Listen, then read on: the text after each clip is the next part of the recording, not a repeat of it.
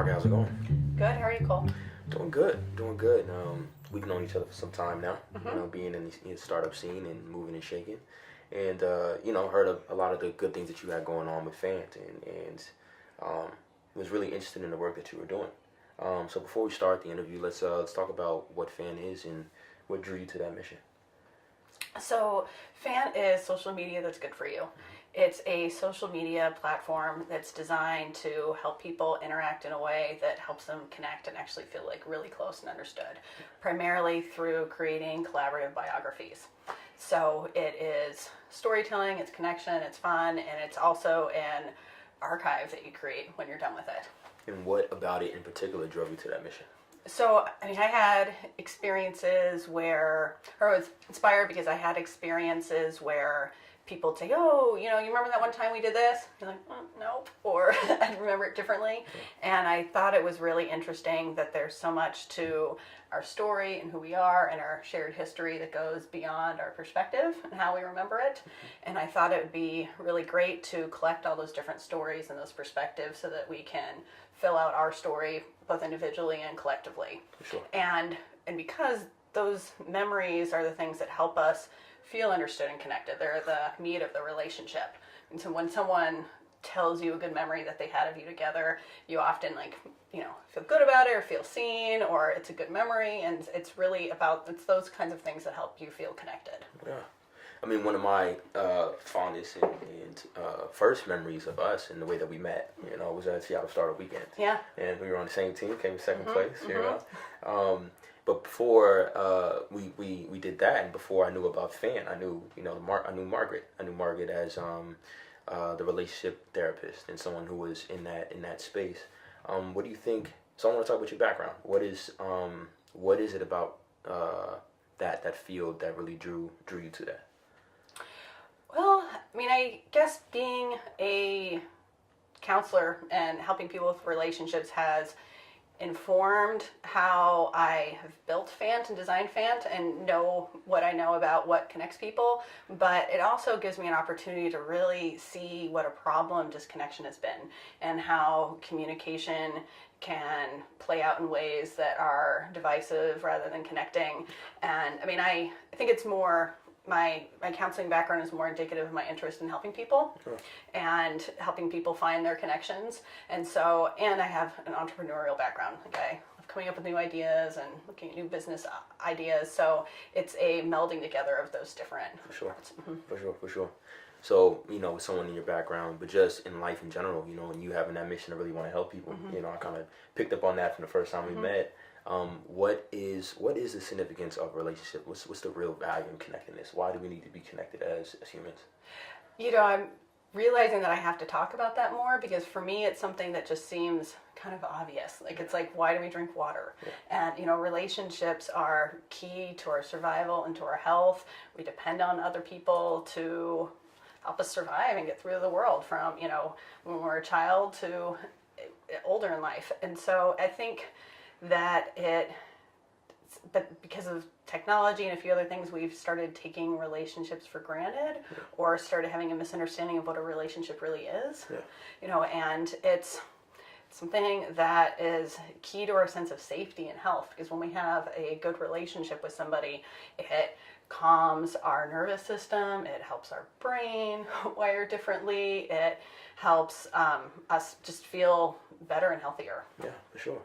So it's not just something that something that we desire, but it's actually something that we actually need. Yeah, definitely. Yeah. If a child isn't taken care of related to when they're a baby, there's often difficulties that arise because of that. Having connection and touch and interaction and communication is really key to someone's development. Yeah, for sure. What happens when when we don't have that connection? Well, we can get lonely, we can get depressed, we can get more negative, and so we can get, more in our head.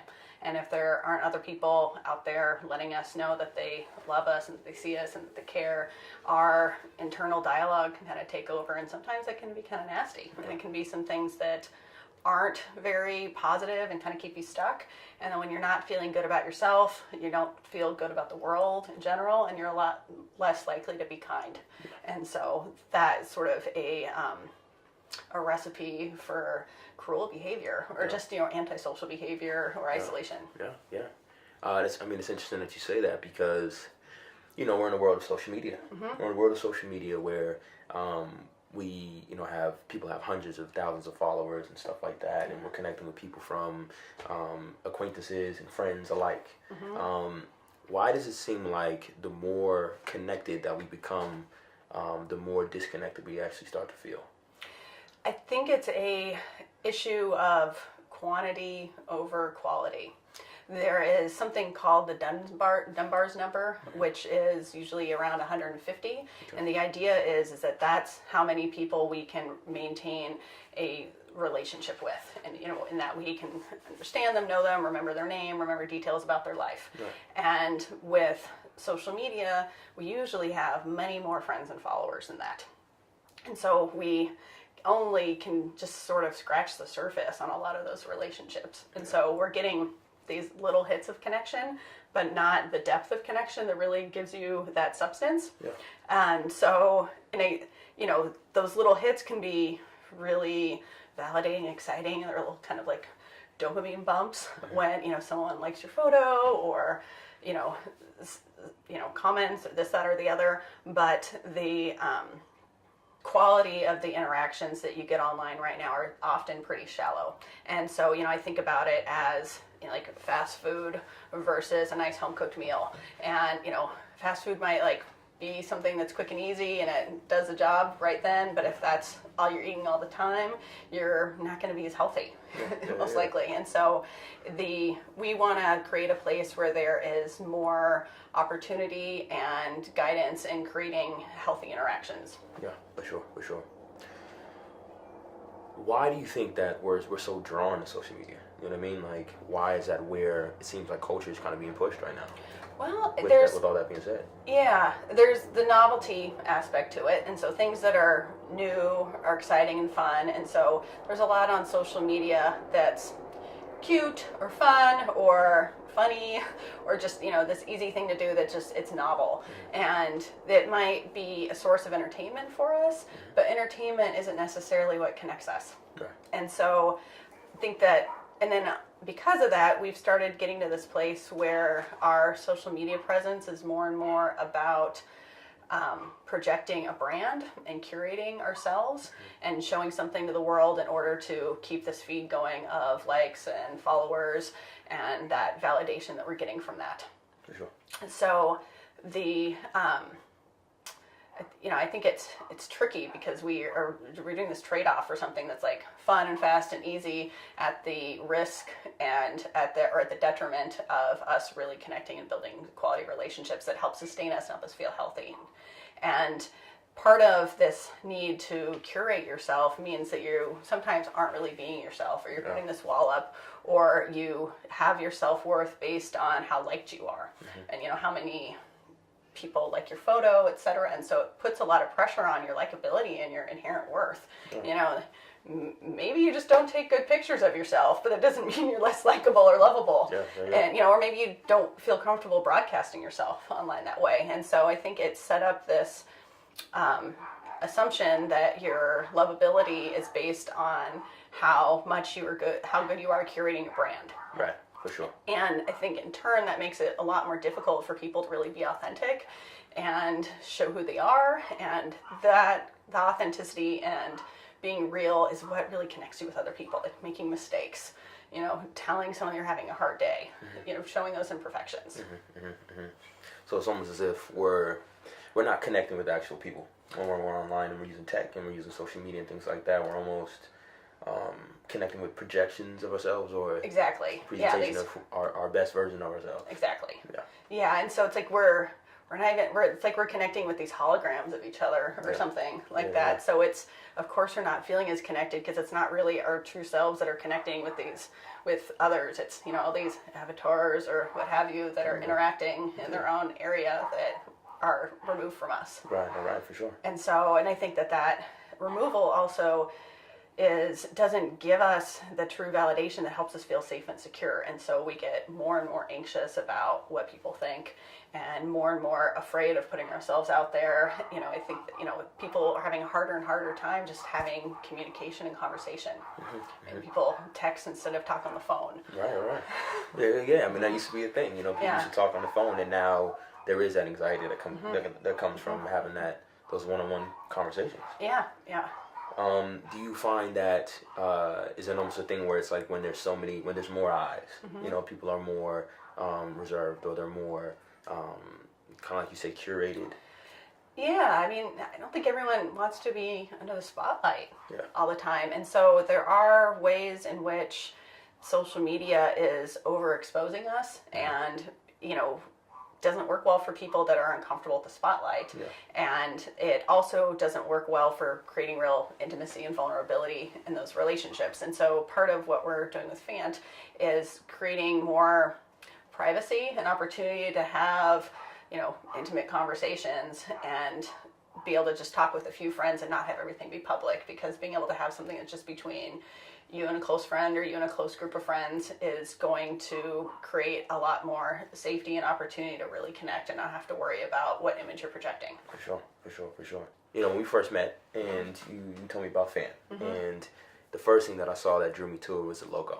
Okay. It was that elephant, and I always thought it was your spirit animal. What's the story behind that, and why does that really represent what you're trying to push with? Okay. So it is relevant on a couple different levels. Elephants are symbols of loyalty, of connection, and memory.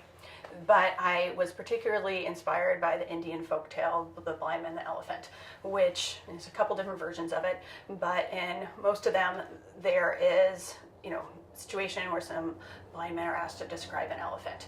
And so one is touching the leg and says, oh, this feels like a tree. And one's touching the trunk and says, oh, this is like a snake. One's touching the ear and says, oh, elephant's like a fan. And so they're all fighting over who's right, and because they all have their perspective.